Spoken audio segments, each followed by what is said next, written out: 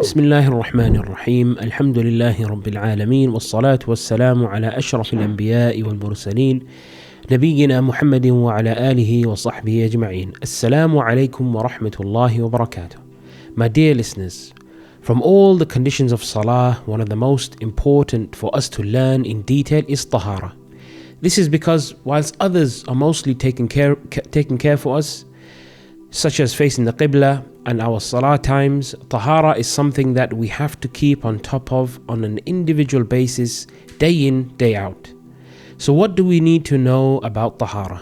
Tahara in the Arabic language means cleanliness or to cleanse and purify. Its definition in Islamic fiqh is the exiting from the state of impurity and the removal of dirt.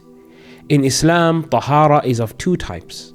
Firstly, the Tahara of the heart. This means to remove from the heart evils such as shirk, innovation and sin. And secondly, Tahara of the body, and this is the physical cleansing of the body. And this is the topic of our episode. So why is Tahara important? Because without it, we cannot perform our salawat. So since it is a condition of Salah, and since Salah is the most important bodily action in Islam, we must first learn about Tahara. So what do we need to achieve Tahara? We need to have the intention, first of all, to uplift ourselves from the state of impurity, and we need to have access to clean water by default. Since Tahara is only achieved with water, we must learn about which types of water we can use to clean ourselves. Firstly, we must know that water can take three properties: smell, color, and taste. If water takes any one or more of these properties, this means that something has mixed with the water. And that which mixes with water is either pure or impure. If an impurity mixes with water and changes one of or more of these three properties, we can no longer use that water for Tahara, as the water is impure. If a purity mixes with the water, we can still use it as long as it does not overpower the water as to transform the water into another liquid. An example of this would be tea or fruit juice. If a purity changes one or more of the three properties of water, but it remains water, we can still use it for Tahara. An example of this would be if a few drops of milk fell into some water, it would change the color perhaps of the water, but the liquid would still be categorized and recognized as water. So to summarize, there are two types of water. Firstly, pure water. Any type of naturally occurring water, or water that has some purity mixed in with it and it hasn't overpowered it as to transform it into another liquid. Secondly, impure water. Water that has been mixed with an impurity which results in one of the three properties of the water changing, which are smell, taste and color. So what are the actions we cannot perform without Tahara?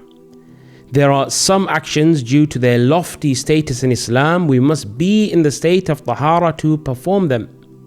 Depending on whether we are in a major or minor state of impurity determines which actions we cannot perform. So what are the actions we cannot perform whether we are in a major or minor state of impurity? Firstly, touching the Quran. A Muslim in either of the two states of impurity cannot touch the Quran without a barrier between their body and the Quran. If there is a barrier such as a piece of cloth or a bag or something like that, then there's no problem. Secondly, praying Salah. It is impermissible for the one who is in either state of impurity to perform any kind of Salah, whether it is Fard Salah or Nafil Salah. Thirdly, doing the Tawaf. It is impermissible to circumambulate the Kaaba whilst in the state of either impurity. There are some actions which are specific to the one who is in the major state of impurity, which they cannot perform, actions they cannot perform, and they are reciting the Quran. The one who is in the major state of impurity should not recite the Quran. However, if they utter some words of the Quran such as Bismillah or Alhamdulillah, there is no problem. Secondly, entering the masjid.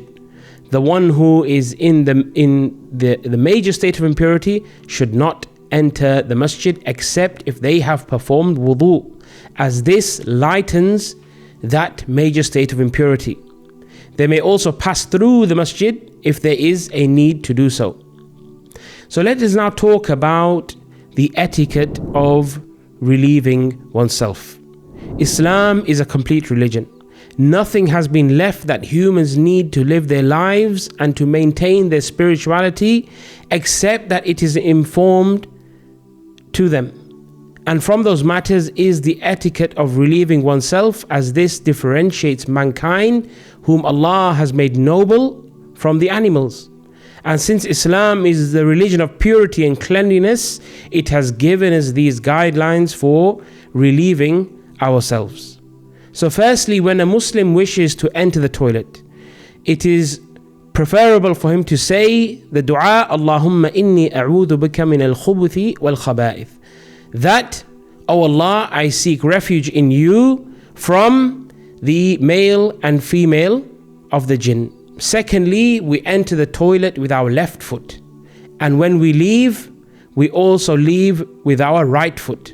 Thirdly, when we leave the toilet, we say Ghufranak, that your mercy or your forgiveness, O Allah. Fourthly, if it so happens that a Muslim is in a place where there is no designated toilet to relieve himself, then he should find a place away from the eyes of people, and he should try to ensure that there is a physical barrier between himself and the sight of people.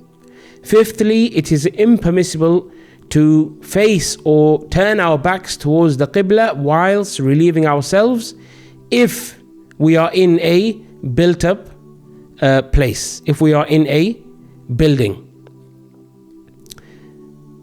Sixthly, a Muslim should make sure that whilst urinating, that the urine is not splashing upwards so as to go onto his body or his clothes or even onto the toilet itself. Seventhly, we must make sure that we do not take anything that has Allah's name on it into the toilet area, nor should we mention Allah's name in the toilet. Eighthly, we shouldn't speak whilst relieving ourselves, as Allah hates this action. Ninthly, with regards to cleaning ourselves, we have three options. Firstly, we can wipe ourselves and then clean ourselves with water. Secondly, we only use water to clean ourselves. And thirdly, only wiping ourselves clean. And when we wipe ourselves, we should do so at least 3 times or more if need be. Let us talk about siwak, the act of siwak. It is from Islamic etiquette for Muslim to maintain a high standard of oral hygiene. The Prophet ﷺ said that the siwak cleans the mouth and is pleasing to Allah Azza wa Jal. The next matter we need to talk about are the matters of the fitrah. The fitrah is the way Allah wanted mankind to be in terms of their religion and their worship, and also in terms of their bodily appearance. The Prophet ﷺ informed us of 5 actions which we must perform to remain upon the fitrah. Firstly is shaving the pubic hair. This is the hair that grows around the private area, the front and the back, and under the arms. A Muslim must ensure that that amount of hair is minimal in this area, and the more we maintain this area, the closer we are to the fitrah. Secondly is circumcision. It is compulsory for males to have the circumcision performed on them. Thirdly is trimming the mustache. We must ensure that we do not allow the hair of the mustache to be long enough to hang down onto the upper lip.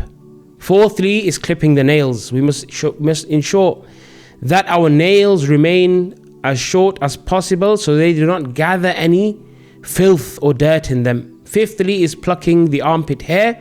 We must ensure that the hair, again under the armpits, is to a minimum.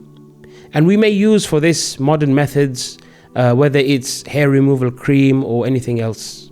وجزاكم الله خيرا. والسلام عليكم ورحمة الله وبركاته.